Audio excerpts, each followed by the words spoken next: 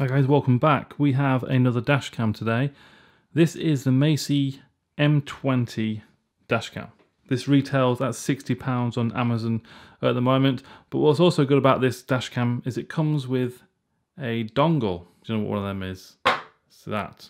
A GPS dongle. So you're getting a few added features where it can monitor your, or show you your speed, give you warnings if you're going over the speed limit. Also when you're changing lanes. That's also a great feature. There's a nice LCD display on the rear as well. So let's take you around the camera. Obviously the front looks like a digital sort of camera. Super Full HD Umbrella A7. That is the chipset that this camera uses. And the quality is good quality. I was quite happy with the quality that's displayed from this dash cam. At the bottom, micro SD card. I've got a 16 gig class 10 micro SD card in there. I manage the recordings no problem at all.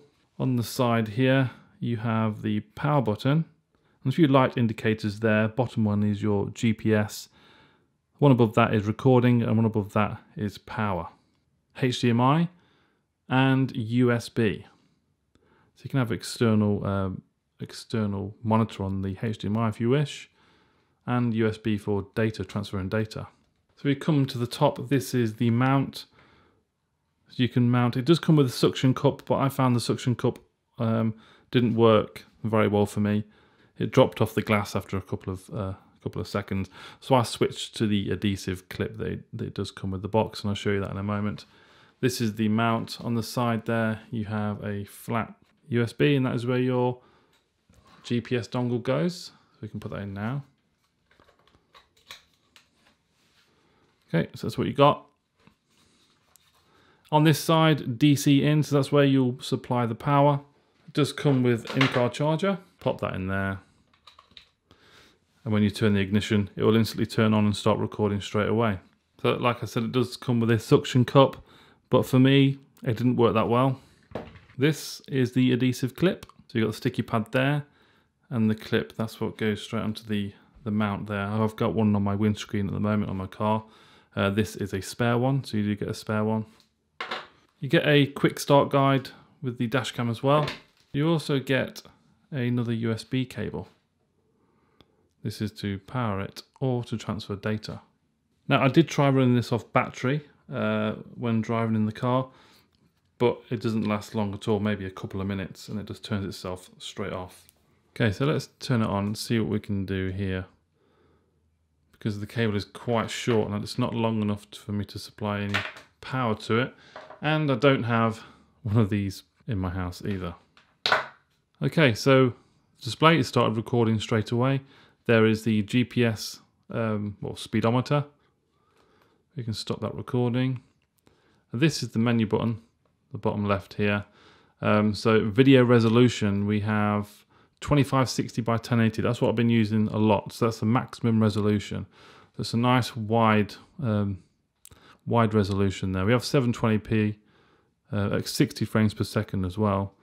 1080p at 30 frames with that's HDR and normal 1080p, and then 2304 by 1296. But like I said, I've been using that mainly. That's the OK button.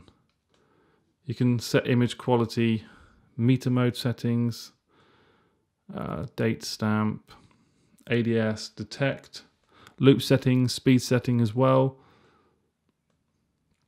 speed warning setting, 75 to 50 miles an hour, you can set them, and when you reach that, or if you're going over the limit, you do get a warning. G sensor setting as well. This is set to medium. If it does detect any sort of knock or anything, when stationary, it will start recording. Motion detection as well, which is good, but if you're driving, you may as well turn that off. Let's turn it on. And let's come out of the menu. Detect movement. There we go, it's just started recording. So motion detection is very handy. You can have it on in your car. You might nip out for a few moments. It will definitely detect motion. Go to the next menu, language settings, record mode settings, manual or auto. I always set it to automatic. System mode, that's NTSC or PAL. Driver ID, time setup, format, default settings, backlight off setting, delay power off, beep sound, which I've turned off because it's a little bit annoying, and version info. That's pretty much all you need. But the motion detection and G sensor settings, they work well, even when you're driving as well. And if you are moving into the next lane, or if you do it sort of rapidly or quite harsh, there'll be a little display that comes up warning you about the next lane. And there's also crash detection as well. So if you're involved in a knock or a crash, this will start recording and immediately lock that file. Oh, that's turned off. I think it turns off with no activity on the display. Turn it back on again. Let's turn motion detection off. Motion detection off. Okay. So the button down here on the right, this is a mode button, so you can switch to picture mode and you can take pictures.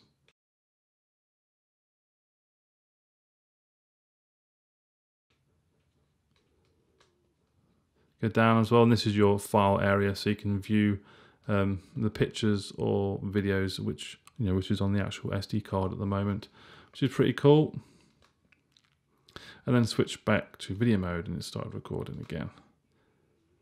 At the top right hand corner there is a microphone. You can mute that if you keep your finger on the OK button, and that's muted, so it won't record any sounds when the dash cam is active. Keep your finger on it again to turn it off.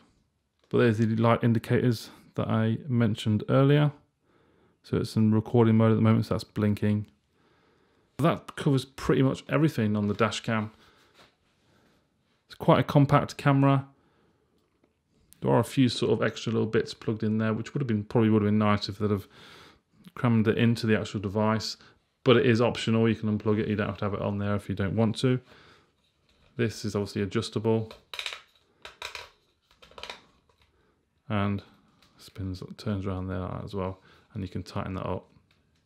Tried this in night vision for a little bit as well, and obviously providing there is a light source from obviously your headlights or lampposts, it's alright. The night vision isn't too bad.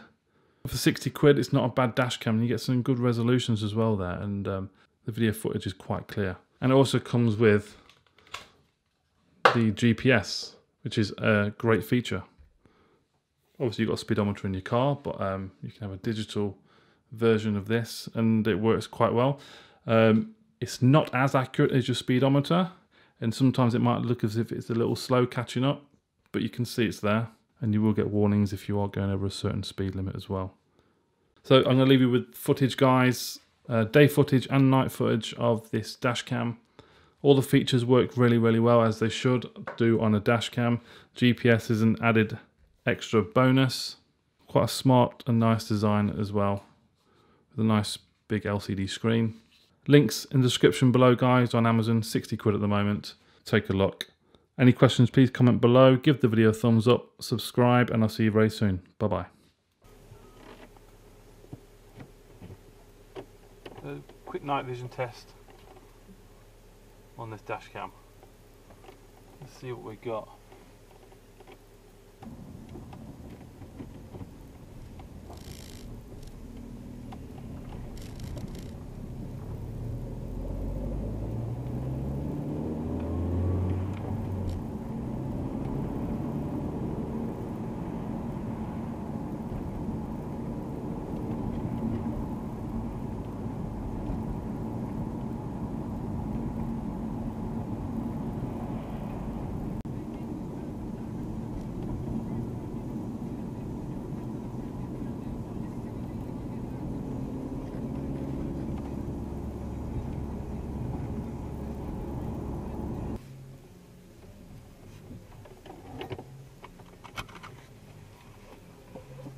We're done.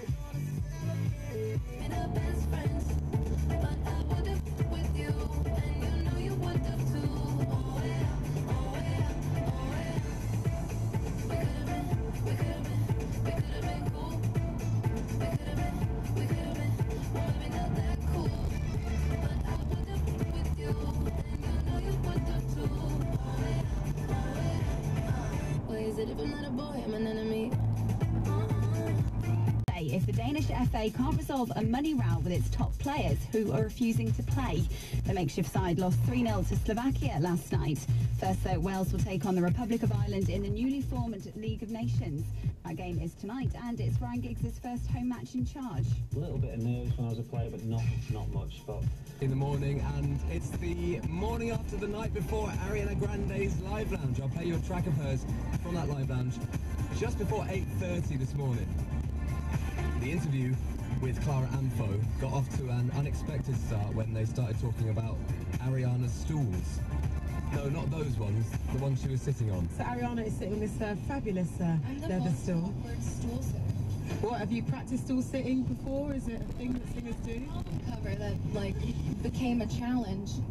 It's called Electricity. Radio 1 Breakfast With Greg James.